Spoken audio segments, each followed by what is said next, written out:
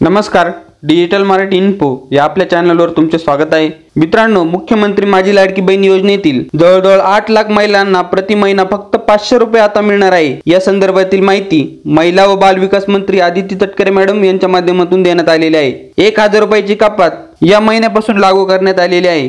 यामध्ये कोणता महिला असणार आहे याबद्दलची माहिती आपण समजून घेणार आहे।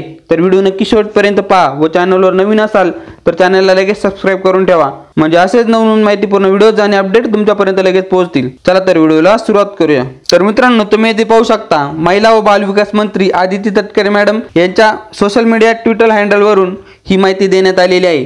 दिनांक 28 जून 2024 ते दिनांक 3 जुलै 2024 रोजी जाहीर करण्यात आलेल्या शासन निर्णयानुसार इतर कोणत्याही शासकीय योजनेचा लाभ न घेणाऱ्या महिलांना मुख्यमंत्री माझी लाडकी बहीण योजनेअंतर्गत 1500 रुपये दरमहा सन्मान निधी वितरित करण्यात येत आहे। तसेच इतर शासकीय योजनांचा 1500 रुपयापेक्षा कमी लाभ घेणाऱ्या महिलांना उर्वरित फरकाची रक्कम सन्मान निधी म्हणून वितरित करण्यात येत आहे। त्या शासन निर्णयाला अनुसरून नमो शेतकरी महासन्मान निधी योजनेचा दरमहा 1000 रुपये लाभ घेत असणाऱ्या 7,74,148 महिलांना उर्वरित फरकांचे 500 रुपये सन्मान निधी वितरित करण्यात येणार आहे।